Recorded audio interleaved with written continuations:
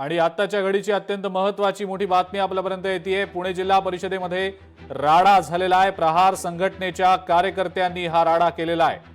प्रहार संघटनेचे पुणे जिल्हाधिकारी कार्यालयासमोर रास्ता रोको करतायत। बदलीसाठी बोगस दिव्यांग प्रमाणपत्र सादर करून प्राथमिक शाळेतल्या संवर्ग शिक्षकांनी या बदलीचा लाभ घेतला असून अशा शिक्षकांवर कारवाई करावी या मागणीसाठी वारंवार पत्रव्यवहार करून प्रत्यक्ष भेटून मुख्य कार्यकारी अधिकारी जिल्हा परिषद, शिक्षणाधिकारी जिल्हा परिषद यांच्याकडे मागणी करण्यात आलेली होती। मात्र प्रशासन बनावट दिव्यांग प्रमाणपत्र सादर करणाऱ्या शिक्षकांची तपासणी करत नाही, त्यांना पाठीशी घालतंय असा आरोप प्रहार संघटनेने केलेला आहे आणि जिल्हा परिषदेसमोर सध्या हा रास्ता रोको सुरू आहे। प्रहार संघटनेचे कार्यकर्ते हे अत्यंत आक्रमक झालेले आहेत। पुणे जिल्हा परिषदेत राडा त्यांनी केलेला आहे।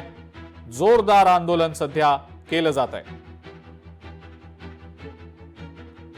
चंद्रशेखर भांगे आपले प्रतिनिधी आहेत आपल्या सोबत सध्या। चंद्रशेखर, प्रहार संघटनेचे कार्यकर्ते आक्रमक झाल्याचं पाहायला मिळतंय, काय नेमकी सध्याची अपडेट आहे?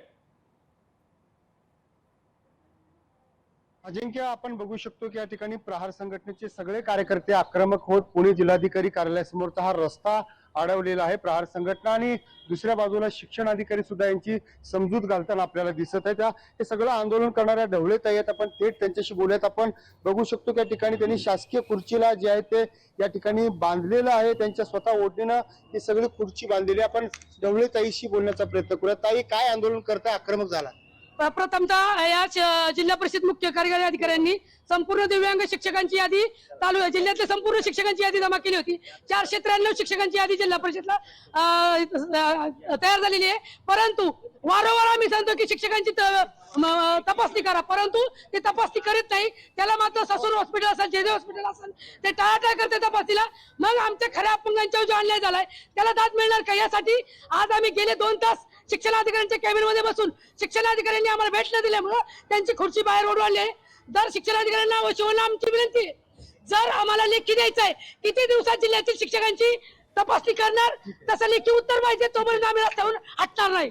शिक्षणाधिकारी आपण त्यांच्याशी बोलूया। सर, आक्रमक आंदोलन करताय, काय मागणी आहे त्या प्रामुख्याने? त्यांची मागणी आहे का जिल्हा परिषदेच्या अंतर्गत जेवढे दिव्यांग कर्मचारी कार्यरत आहेत त्या सर्वांची फेर तपासणी करा। त्याच्या अनुषंगानं आम्ही तालुका स्तरावर सर्व दिव्यांगांच्या याद्या तयार केलेल्या आहेत। त्याला वेळ लागला, त्यांचं प्रमाणपत्र प्रवर्ग वेगवेगळे आहेत। त्या याद्या तयार केल्यानंतर याद्या तयार केल्यानंतर आम्ही ससून हॉस्पिटलला पाठवल्यात। अधिष्ठातांनी परत आम्हाला कळवलं की जेजे हॉस्पिटलला तुम्ही अपील करा।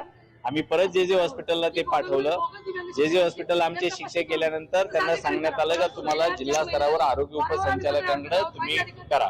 त्यानुसार आम्ही आरोग्य उपसंचालकांकडे पण पत्रव्यवहार केलेला आहे। यांचं फक्त मागणं आहे जेजेलाच झालं पाहिजे। तर आता सुद्धा आमचे सीओ साहेब यांनी सांगितले की आपण जेजेला परत रिक्वेस्ट करू, विनंती करू का जेजेला त्यांची तपासणी करा म्हणून। किती एकूण दिव्यांग जे आहेत किंवा बनावट आहेत असा आरोप आहे? त्यांचा आरोप नाही, काही त्यांचं म्हणणं आहे काही बनावट असण्याची शक्यता आहे। त्यातले किती बनावट आहे ते तपासणी अंती आपल्याला कळेल। एकूण असे किती शिक्षक आहेत दिव्यांग? शिक्षक 491 शिक्षक 492 त्यापैकी त्यांची सगळ्यांची फेर तपासणी करावी अशी त्यांची मागणी आहे। धर्मेंद्रजी, आंदोलन एका तासापासून सुरू आहे, कधीपर्यंत चालू राहील? शाह साहेबांनी आता सांगितलेलं आहे की जेजेलाच तपासणी करण्यात येईल असं आश्वासन दिलेलं लेखी देत आहे। म्हणून आता विचार करत आहे की त्यांचं लेखी आल्यानंतर ठीक आहे, म्हणजे या सगळ्या प्रकरणामध्ये आता नेमकी काय कारवाई होणार पुढे हे देखील पाहणं महत्त्वाचं असणार आहे। चंद्रशेखर, धन्यवाद आपण जी माहिती दिली त्याबद्दल। लोकशाही मराठी ऐका, पहा, जागरूक रहा।